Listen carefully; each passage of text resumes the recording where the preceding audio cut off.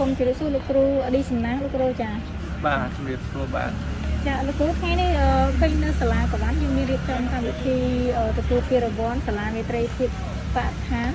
សម្រាប់តាមរយៈក្រសួងបរិស្ថានផ្ដល់ជូនលោកគ្រូបាទលោកគ្រូចង់ឲ្យលោកគ្រូជួយនឹងឲ្យបញ្យល់បន្តិចថាដើមតងក៏ដូចជាចំណុចណាមួយដែលខាងក្រសួងផ្ដល់ពានមេត្រីភាពបរិស្ថានដល់សាលាក្រវ៉ាន់លោកគ្រូដែលក្រសួងបរិស្ថានលោកមានចំណាប់អារម្មណ៍ក្នុងការវិតម្លៃជូនសាលាធម្មសាក្រវ៉ាន់ជាសាលាដែលមានបរិស្ថានស្អាតលំដាប់លេខ2ប្រចាំ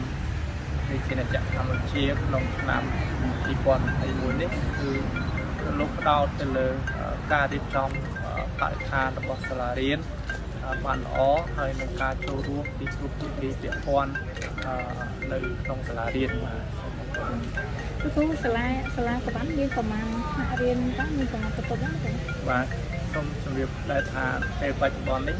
សាលាធម្មសាស្ត្រកវ៉ាន់មានអគារចំនួន5ខ្នងស្មើនឹង13បន្ទប់ហើយថ្នាក់រៀនមានចំនួន20ថ្នាក់ហើយសិស្សាសរុបសិស្សានុសិស្សសរុបមានចំនួន837នាក់ស្រី418នាក់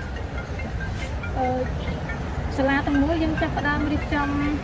កែលម្អក៏ដូចជារៀបចំផ្នែកសួនច្បារអីហ្នឹងតាំងពីឆ្នាំណាបាទពោះចំណុចនេះសាលាបានដាក់គោលដៅរៀបចំជាចក្ខុវិស័យរួមមួយរបស់សាលាគឺតាំងពីឆ្នាំ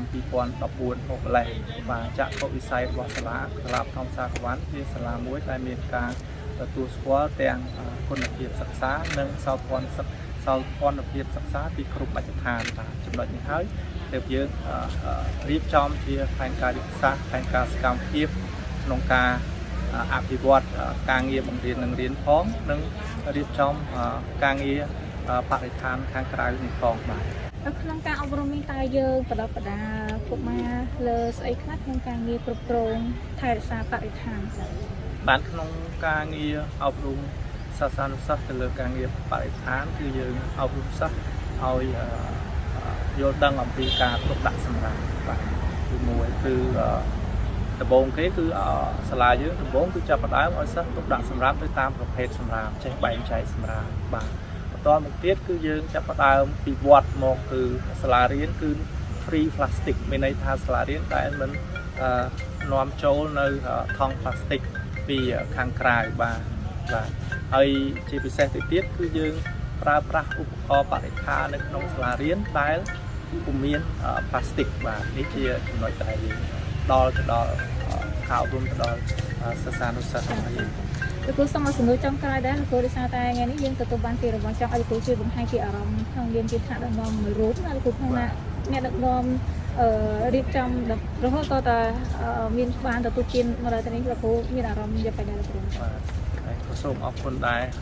រៀបក្នុងឱកាសនេះក្នុងនាមយើងខ្ញុំជាគណៈគ្រប់គ្រងលោកគ្រូអ្នកគ្រូនិងសិស្សានុសិស្សព្រមទាំងបងប្អូនប្រជាពលរដ្ឋអាដាមលោកទាវលោកមានការលោកទទួលជ្រាបនៅព័ត៌មានថាសាលាយើងទទួលបានចំណាត់ថ្នាក់ទី2ប្រចាំប្រជាជាតិកម្ពុជាក្នុងឆ្នាំ2021នេះលោកមានអារម្មណ៍រំភើបរីករាយជាពិសេសយើងខ្ញុំដែលនៅទីនេះផ្ទាល់ដែលបានខិតខំប្រឹងប្រែងហើយទទួលបានការយកចិត្តទុកដាក់និងវាតម្លៃ